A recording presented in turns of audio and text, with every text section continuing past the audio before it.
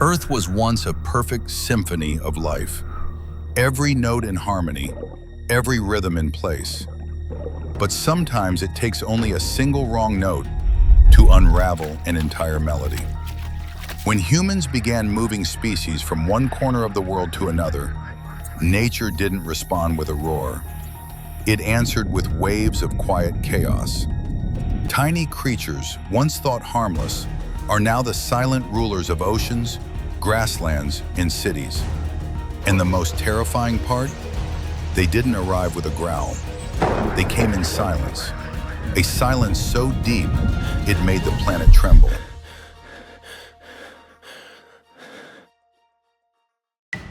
The cane toad, Australia's slimy army. In 1935, Australia welcomed what it believed to be a savior. With sugarcane plantations in Queensland under attack from crop-eating beetles, scientists introduced 102 cane toads from Central America. The plan was simple: let them eat the pests and save the harvest. But nature doesn't take orders. The toads survived, and then they multiplied.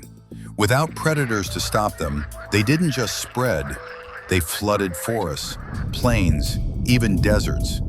Today, there are more than 200 million cane toads in Australia. When the rainy season hits, the roads in Queensland turn into thick, squirming rivers of slime. Thousands of dark, warty bodies spill out across the land, croaking in unison. Not a song of celebration, but a warning drumbeat of ecological collapse. Their parotid glands secrete a powerful toxin, deadly enough to kill snakes, dogs, even crocodiles within minutes. Native animals drop one by one, and Australia begins to realize it opened the door to a disaster of its own making. But the cane toad is not evil. It's simply doing what nature taught it, to survive. And in those cloudy eyes, humanity sees something disturbingly familiar. A species that once believed it could control the forces of creation. Goldfish, from prosperity to plague. Once seen as a symbol of fortune and good luck, the goldfish graced millions of homes, a living ornament shimmering with life. But when the novelty faded, people opened the lids of their tanks and released them into local ponds, unaware that a quiet catastrophe had just begun. Outside the glass, the goldfish is no delicate beauty. Freed from its boundaries, it can grow to over 16 inches long, weigh more than 4 pounds, and live for 25 years. It multiplies rapidly, claiming every corner it reaches. It eats indiscriminately, churning the lakebed into murky clouds, suffocating aquatic plants, and turning entire bodies of water into lifeless mud. In the United States, Canada, and Europe, many lakes once teeming with native species are now filled with goldfish, alien empires where nothing else survives. They carry parasites and fungal diseases, bringing death to once clear waters. Their glimmer under sunlight may still be mesmerizing, but beneath the surface lies something else, a reflection of human pride. From a symbol of prosperity, the goldfish has become a warning. Because when we use beauty to indulge ourselves and ignore the boundaries of nature, that very beauty may one day cloud the world we thought we understood.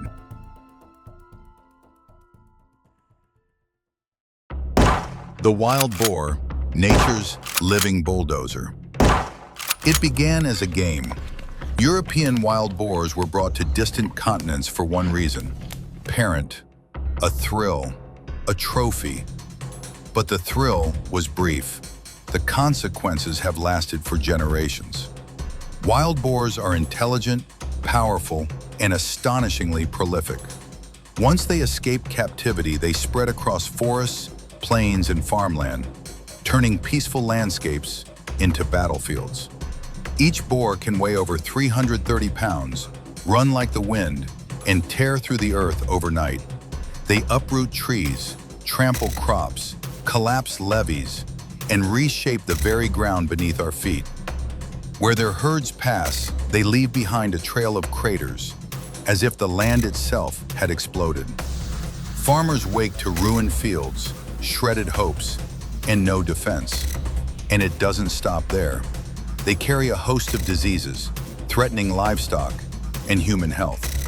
The cost? Billions of dollars lost each year. From a prized hunt to a plague of the wild boar has become a symbol of how biological force, once unleashed, can crush everything in its path. They are nature's blunt reminder, not all power belongs to us. And when nature takes back control, we are left to stand in its shadow and watch. European rabbits, the ghosts of the grasslands. In 1859, an Englishman named Thomas Austin brought 24 rabbits to Australia. A small gesture, a touch of home for weekend hunts. He had no idea he was opening the gates to one of the greatest biological disasters in human history. In a land with no natural predators, those rabbits turned open grasslands into a breeding paradise. Each female could birth up to 50 offspring a year, and in just a few decades, 24 rabbits became hundreds of millions. They devoured grasses, roots, wildflowers, even saplings trying to rise. Lush meadows withered into dust bowls after just a few seasons of sun and rain. With the soil bare, wind and water swept away what little fertility remained, leaving behind a cracked and lifeless earth. Australia tried everything: massive fences stretching over 2,000 miles, engineered viruses, relentless culls. Nothing worked. The rabbits kept coming, faster, tougher, almost invincible. At dusk, thousands of white shapes bounding across the plains might look like a fairy tale, but beneath that innocent image lies a harsh truth. Even innocence can destroy. Even something as soft and gentle as a rabbit can leave a scar that nature may never fully heal. The European rabbit is a haunting reminder that in this world, even the most adorable face can wear the mask of destruction.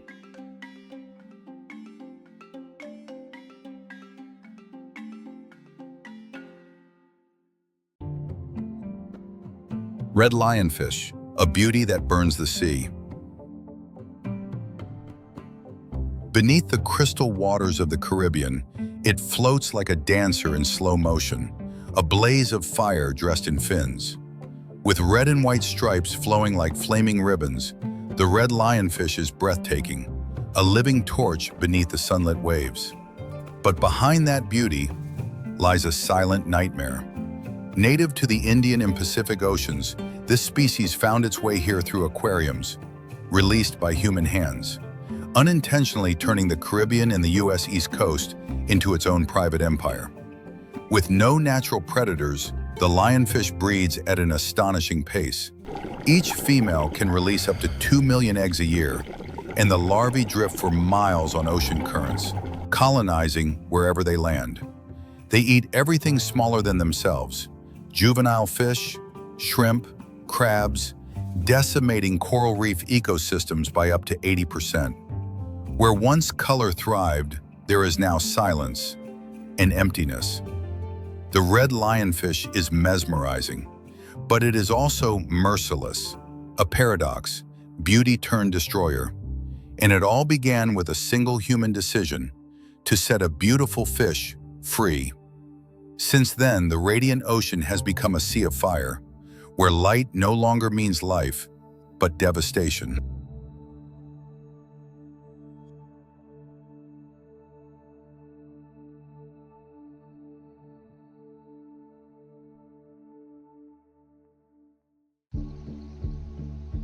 American bullfrog, the sound of imbalance.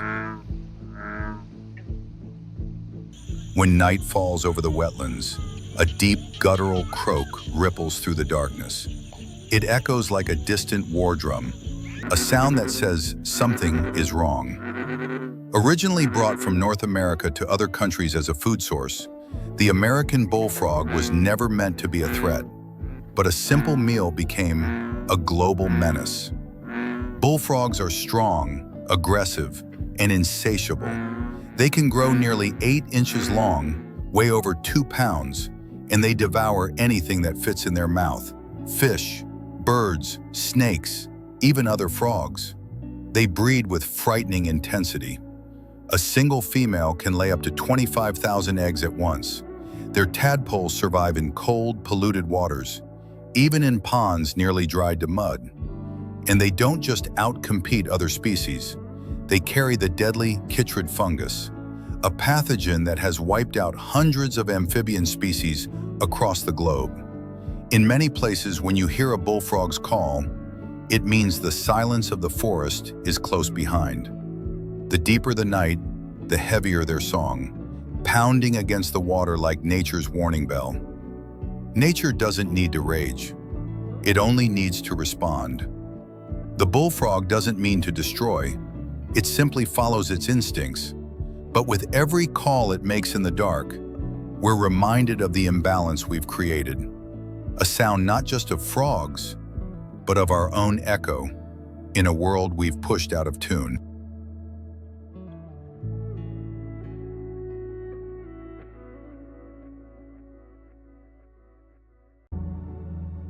Aedes mosquito, the tiny bloodhunter.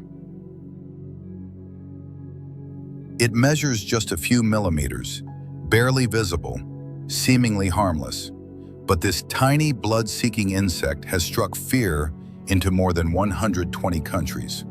The Aedes mosquito, carrier of dengue, Zika, and yellow fever. It doesn't need jungles or swamps to thrive. A bottle cap, a forgotten flower pot, a puddle in an old tire, that's all it takes to spawn a new generation. Its ability to reproduce is staggering. A single female lays up to 500 eggs a week, and those eggs can survive for months without water, lying dormant, waiting for a single drop of rain to come alive. Every high-pitched buzz it makes is a warning, a signal that danger doesn't always come from the wild. Sometimes it comes from the gaps we leave behind. Trash, stagnant water, neglect. The Aedes mosquito isn't nature's enemy. It's a reflection of our carelessness, of how we treat the world around us. Every plastic bottle tossed aside, every bucket forgotten in the yard, is a weapon we hand to this tiny predator.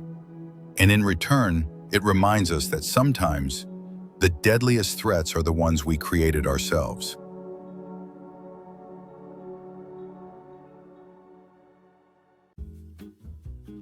Red-eared slider, the gift that became a curse. It began as a gift, a cute little turtle sold in pet shops around the world, millions of them placed in family aquariums, a living toy behind glass. But red-eared sliders don't stay small. They grow larger, more aggressive, and can live over 30 years. Eventually, owners lost patience. They lifted the lids and released them into nearby lakes and ponds. That's when the ecological disaster began. Red-eared sliders are survivors. They adapt fast and eat nearly anything. They fight for food, for nesting spots, for sunbathing rocks, competing with native turtles across Europe, Asia, and Southeast Asia. Slowly, they've driven many local turtle species to the edge of extinction. And it doesn't stop at displacement. They also carry salmonella, a bacteria that can spread to humans and cause outbreaks in urban areas. Red-eared sliders aren't venomous, they aren't vicious, but they are a perfect example of how a well-meaning act can become a long-lasting curse when knowledge is missing. Not every creature belongs everywhere.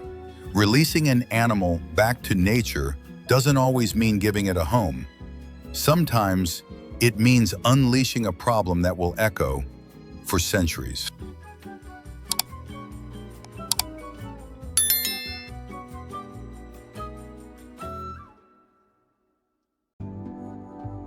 Giant African snail, the slime that conquered cities. At first glance, it seems harmless. A glistening spiral shell, a slow, gentle crawl. The giant African snail appears almost peaceful, but don't be fooled by its pace or polish. This is one of the most destructive, invasive species on Earth. Native to East Africa, it was spread across the globe as an exotic pet, and even as a novelty food. But once released into the wild, the invasion begins. Slow, relentless, unstoppable. These snails feed on over 500 types of plants, from vegetables and flowers to soft wood. Each one can lay up to 500 eggs per clutch, blanketing gardens, walls, and even utility poles with a living army of slime. When the rain falls, they emerge by the thousands, crawling over sidewalks and streets, leaving glistening trails, the silent footprint of a siege. And worse, they carry a dangerous parasite, Angiostrongylus cantonensis, a nematode that can cause parasitic meningitis in humans.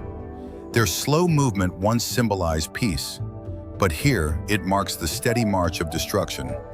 They don't need speed, they don't need violence.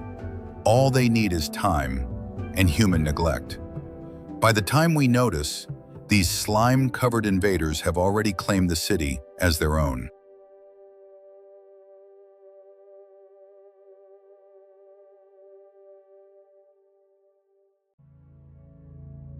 Burmese python, the shadow in the swamp.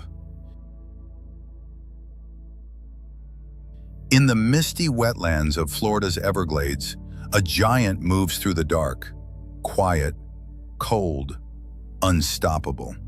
The Burmese python, one of the largest snakes in the world, was once kept as an exotic pet. But storms, escapes, and human negligence released it into the wild. And in just a few decades, this 16-foot predator turned the Everglades into its personal hunting ground. With no natural enemies, it grew, in size, in number, in power. Its hunger knows no bounds. Birds, bobcats, raccoons, even deer and American alligators have fallen victim to its crushing coils. In the silence of the swamp, every squeeze is a death sentence for the ecosystem. Since its arrival, scientists have recorded a 99% drop in mammal populations across the region. The python isn't evil, it's just following instinct. But when nature's strength is released in the wrong place, it becomes a symbol of imbalance. In the still waters, its long body ripples like a warning. Power itself isn't the problem. The problem is where we choose to unleash it, in places where nature has no laws left to hold it back.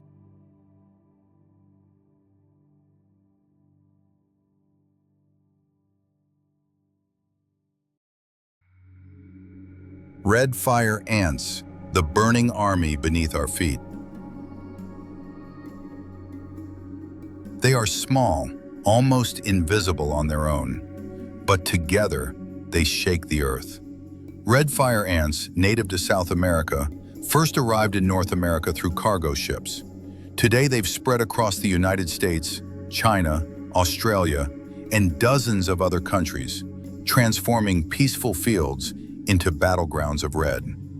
Each colony can house over 250,000 ants, digging deep into the soil, building vast underground cities, operating like a perfect biological machine. And when threatened, they don't retreat.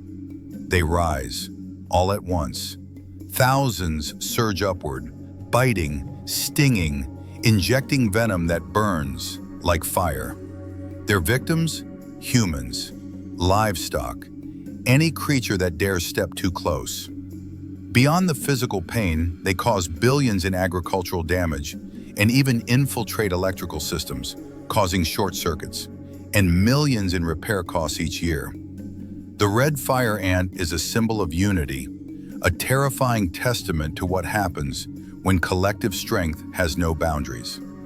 Millions move as one, with no greater goal than domination, no purpose but expansion. In that perfect coordination, nature has built one of the most efficient and most fearsome armies on Earth.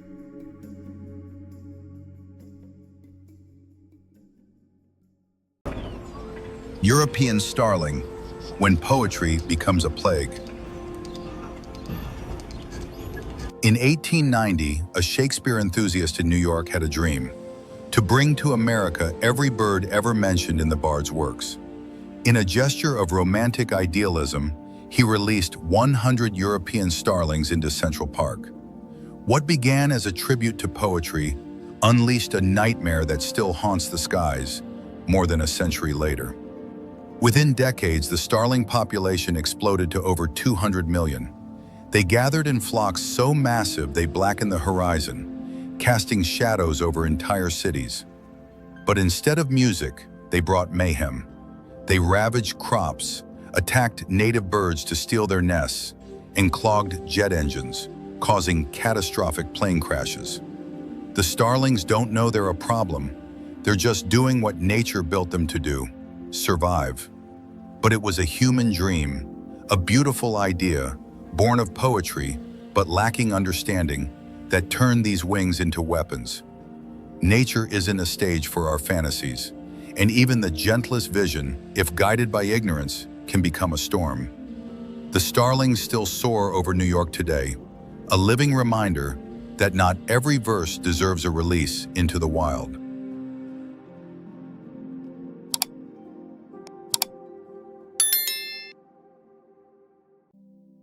Nutria, the grave digger of the wetlands. At first glance, it looks harmless: a soft coat, a gleaming orange tooth, a rodent that almost seems gentle. That image is exactly why humans brought it from South America to Europe and North America in the early 20th century, to fuel the fur trade. But when the market collapsed, thousands of nutria were released into the wild. That's when the real nightmare began.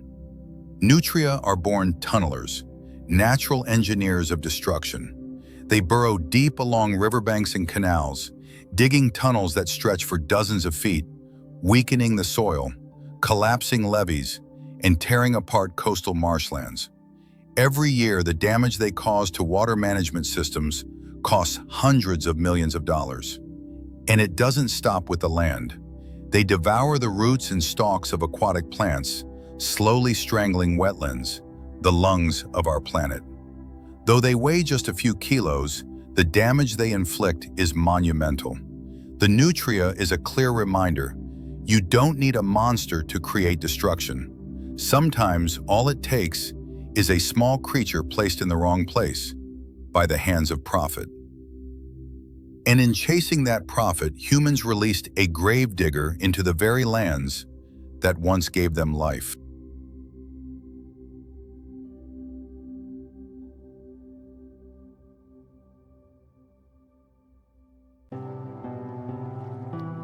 Northern snakehead, the predator that walks. A long, flat head, steel-cold eyes, a body built for ambush. The northern snakehead looks like something from a nightmare, and in many ways, it is. Originally from Asia, this fish was brought to the United States as a culinary delicacy, but it didn't stay in the tank for long. Just a few escapees were enough to trigger a full-blown ecological disaster. Its survival skills stunned scientists. The snakehead can breathe air, live up to 4 days out of water, and use its fins to crawl across land in search of new ponds and lakes. Once it finds water, it devours everything in its path: small fish, frogs, shrimp, snakes, even mammals. With no natural predators, it quickly dominates any ecosystem it enters, wiping out native species in record time. Fishermen now call it the fish that walks, because wherever there's water, it's already there. The northern snakehead is a chilling symbol of extreme adaptability, a creature that blurs the line between land and water, rewriting the rules of nature as it goes. With each slow, deliberate crawl, it's as if nature itself is whispering a warning. When humans move life where it doesn't belong, nature doesn't stay quiet. It adapts, it reclaims, and the new rulers may know no limits.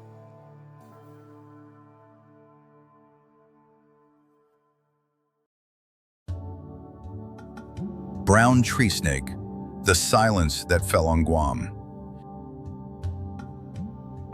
After World War II, a ship arrived in Guam carrying more than cargo. Hidden among the containers was an uninvited guest, the brown tree snake. No one noticed at first, but within years, this tropical paradise was transformed into a realm of silence. With no natural predators, the snakes multiplied rapidly, slithering through trees, crawling into homes, spreading across the entire island. They hunted relentlessly. Baby birds, eggs, lizards, rodents, even family pets. Over a dozen native bird species, once the voice of Guam's skies, vanished forever. Now when the sun rises over the jungle, there are no bird songs. Only wind drifting through branches where life used to sing. The brown tree snake didn't just kill birds, it killed the sound.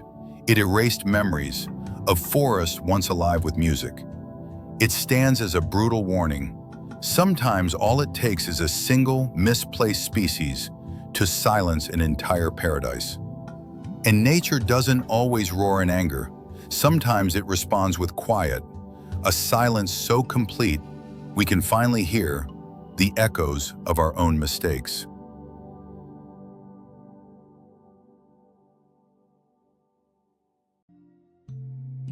Nile tilapia, the breeding machine beneath the surface. It was once praised as the economic miracle of the century. Nile tilapia, fast-growing, hardy, easy to farm, and rich in flavor. Governments and industries around the world welcomed it as a solution to feed the masses. But that gift soon became a curse. Once released into the wild, tilapia spread like an invisible army across rivers, lakes, and canals, collapsing native ecosystems within just a few years. They breed year-round. Each female lays hundreds of eggs per cycle and protects them inside her mouth, ensuring nearly every hatchling survives. They eat everything, and they thrive in harsh, murky waters. In doing so, they strip the environment of food, forcing native fish to the edge of extinction.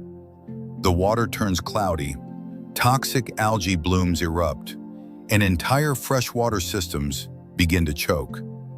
Tilapia was once called a lifeline. Today, it's a symbol of suffocation.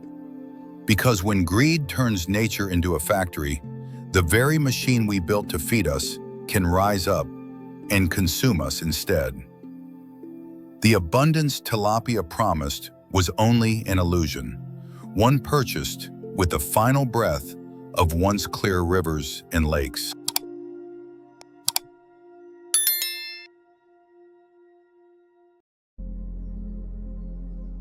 Argentine ant, the invisible supercolony.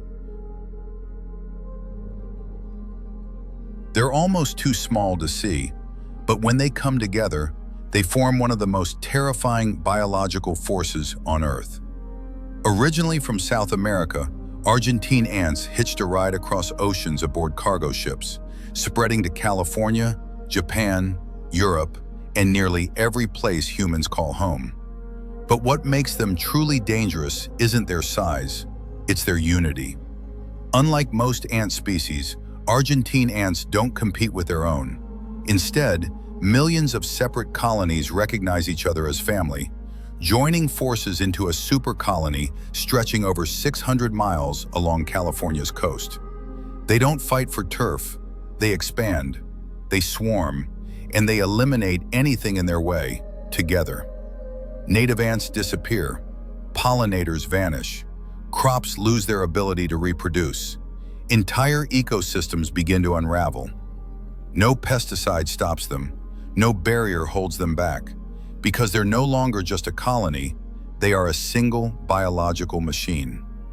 The Argentine ant is a chilling reminder. The most dangerous power is not violence, but endless, coordinated cooperation.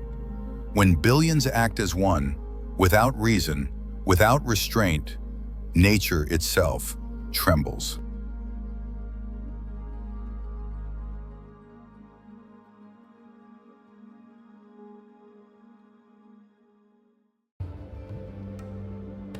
When billions move as one, without thought, without pause, driven only by instinct to conquer, even nature begins to tremble.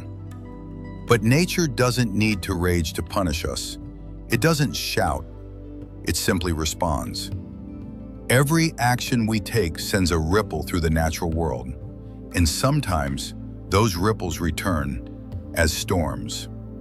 When we try to reshape creation to suit our own desires, nature doesn't strike back in fury. It silently restores the balance we disturbed. This isn't revenge, it's a law, as old as life itself. Maybe it's time we learn to listen more, move slower, and remember something we've forgotten. The earth does not belong to us. We are only a brief breath in its vast and endless rhythm.